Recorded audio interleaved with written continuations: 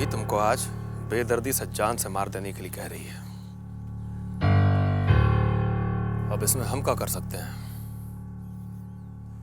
जान तो लेना पड़ेगा तुम्हारा।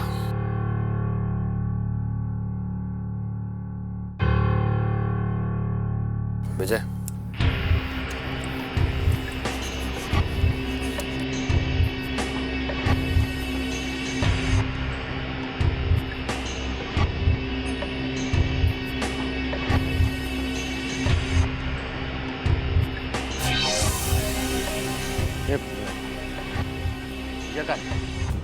ए बाबू, मार दो गोली।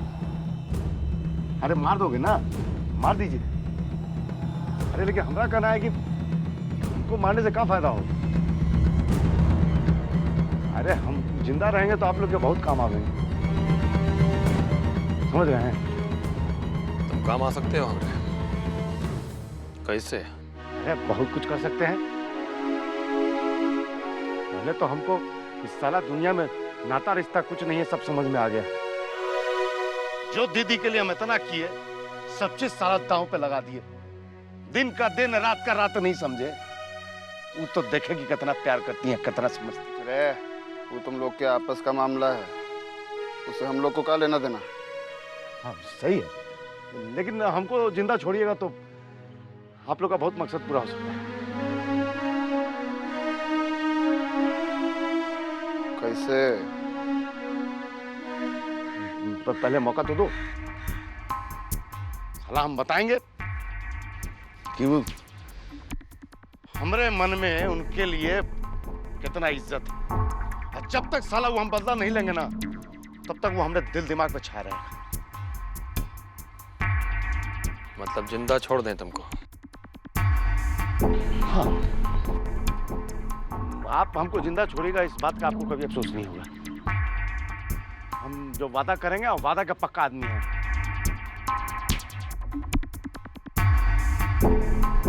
एक बार हम पर भरोसा तो कीजिए।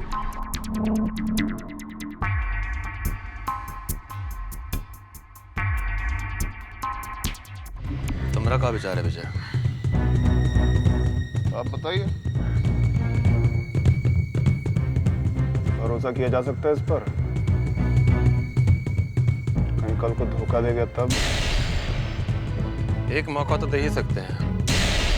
अगर धोखा दिया तो उसकी जिंदगी इसको धोखा दे जाएगी। फिर उठा लेंगे साले को, फिर कुछ सुनेंगे ना कुछ पूछेंगे, सीधा खोपड़ी के बीचों बीच गोली मारेंगे।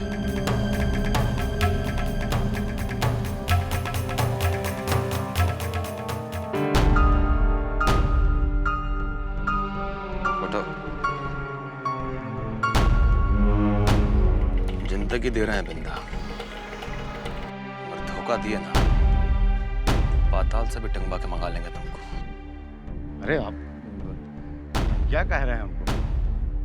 हम आपके तो दोस्ती का हाथ बढ़ा रहे हैं, तो आप लोग भी वैसे ही ना इज्जत दीजिए हमको। आप बोलिए ना क्या चाहिए आपको? बिंदा सबके लिए तैयार है।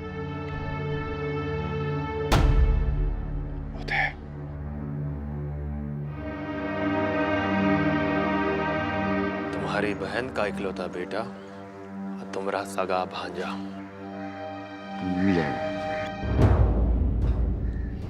सोच लो। सोचना का है? हमारे जान का कौन परवाह किया था जो हम दूसरे का करें? नहीं तो दुनिया का रीत है, यहाँ से दिए वहां से लिए।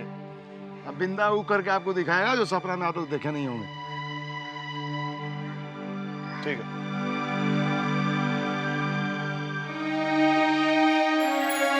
आजाद कर रहे हैं तुमको,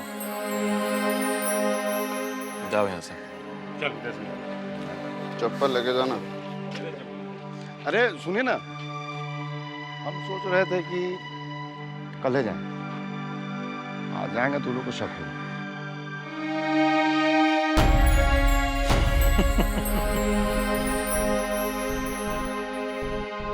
ठीक है, आज रात को यहाँ रुको, कल चले जाना।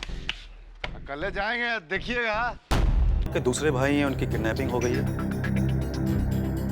किसी ने अगवा कर लिया उनको। एकदम झूठ बात, बकवास। उसका नाम बिंदा है और हमने ही अपने काम से उसे गांव भेजा है। पानी लीजिए आप। जी धन्यवाद। और कोई दूध पीता बच्चा थोड़ी है जो कोई भी उठा लेगा उसे। अच्छा खासा गबरू जवान है हमारा भाई, और फिर किस में इतना हिम्मत है कि हमारे भाई को छू भी ले। काम से गांव गया है, काम खत्म होते ही वापस आ जाएगा। चाय के लिए बोला तुम? लीजिए चाय लीजिए आप। जी। उदय आओ। जी नमस्ते। हाँ नमस्ते उदय, आओ बैठो।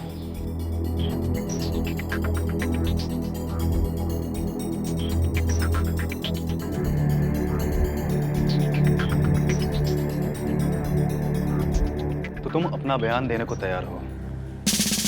जी ठीक है, एक मिनट। कृष्णा। Yes sir.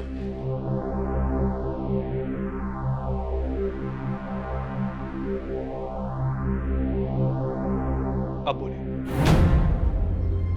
मैं उदय लाल विजयकांत की बहन मेघा से प्यार करता हूँ।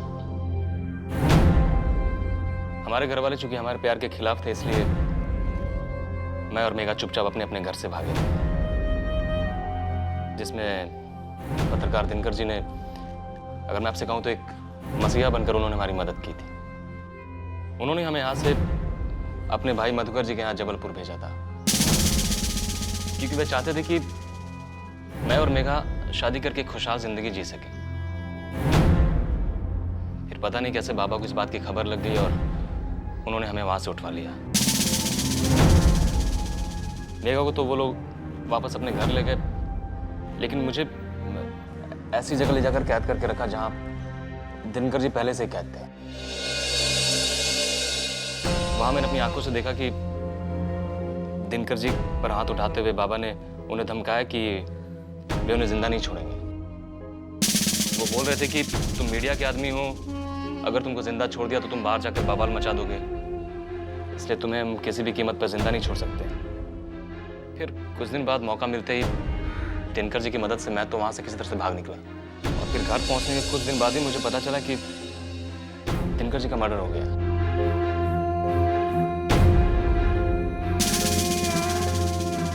मुझे तो ये लगता है कि दिनकर जी का मर्डर जरूर बाबा ने करवाया।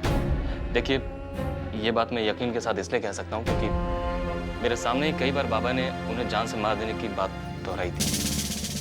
बस अपने बयान में मुझे इतना ही कहना है।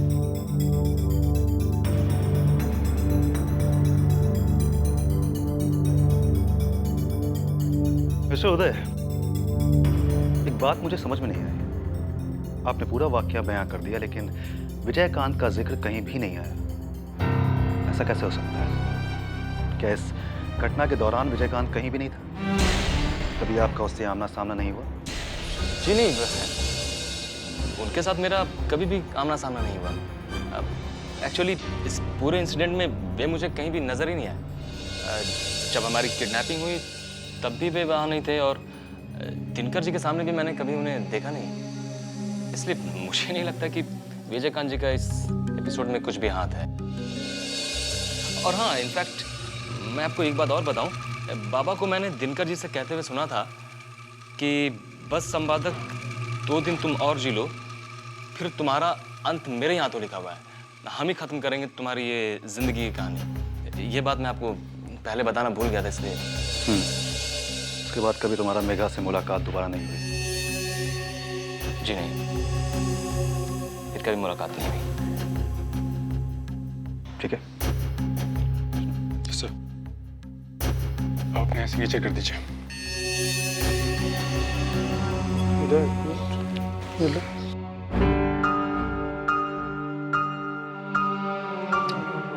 सिग्नेचर कर दो।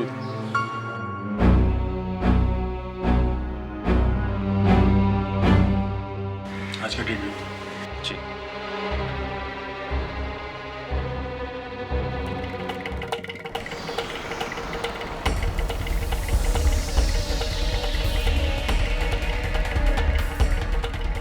अच्छा, बहुत बहुत धन्यवाद आप लोगों को आपके कोऑपरेशन के लिए। चलता हूँ। दीदी, हम होते नहीं छोड़।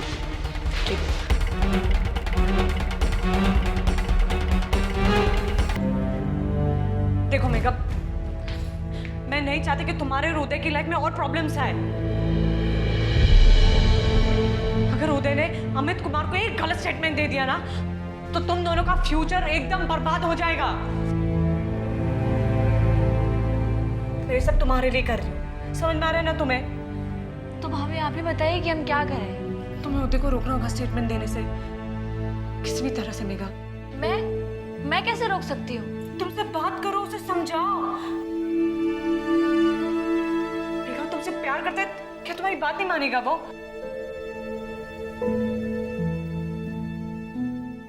ये लो, उदय से बात करो, उससे समझाओ कि वो स्टेटमेंट ना दे। भाभी Megha just do it, just do it.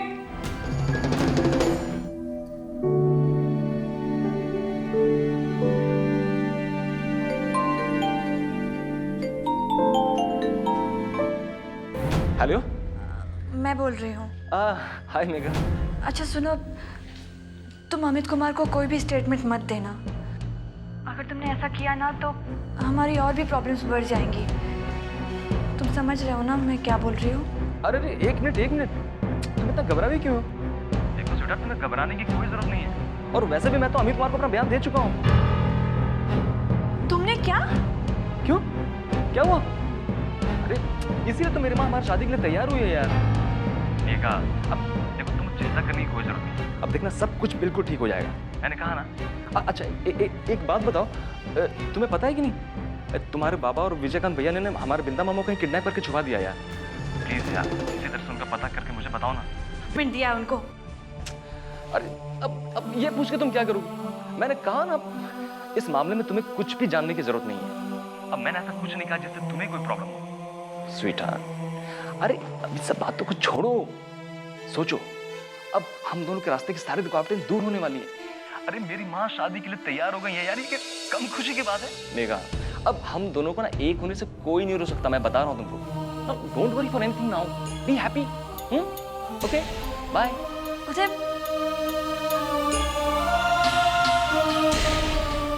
भाभी सुना ना आपने, उदय ने अमित कुमार को स्टेटमेंट दे दिया।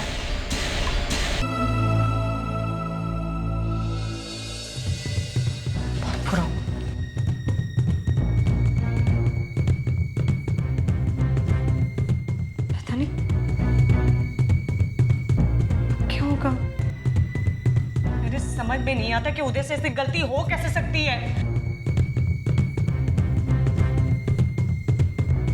मुझे क्या पता भाभी, अब तो उदय ही जाने। पता नहीं अब क्या होगा।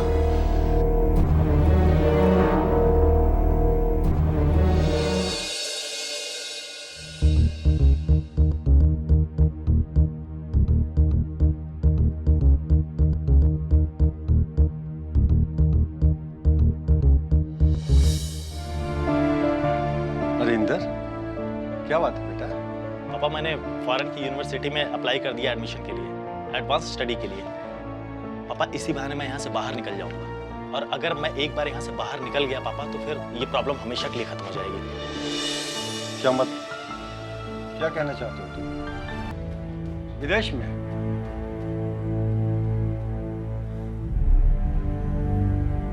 पापा आप सोचिए कि जब मैं खुद इतनी दूर चला जाऊंगा तो वो लोग कब तक मेरा इंतजार करेंगे?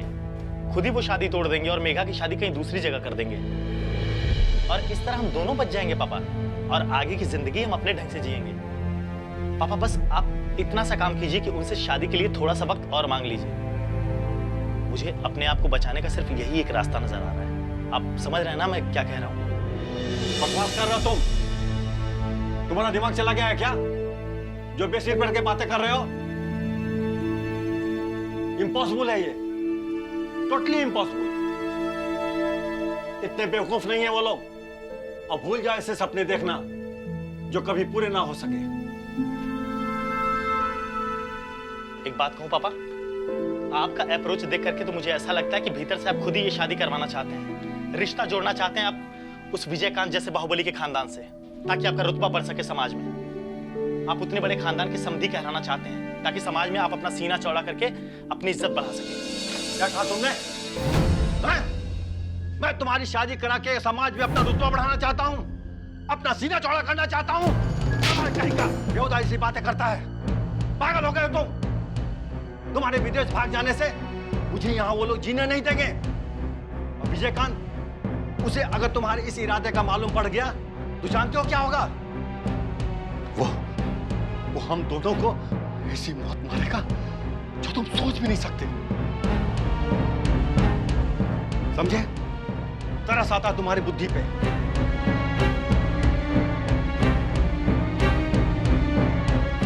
बेटा इंदर, मैं तुम्हारा, मेरी जिंदगी का मकसद यही है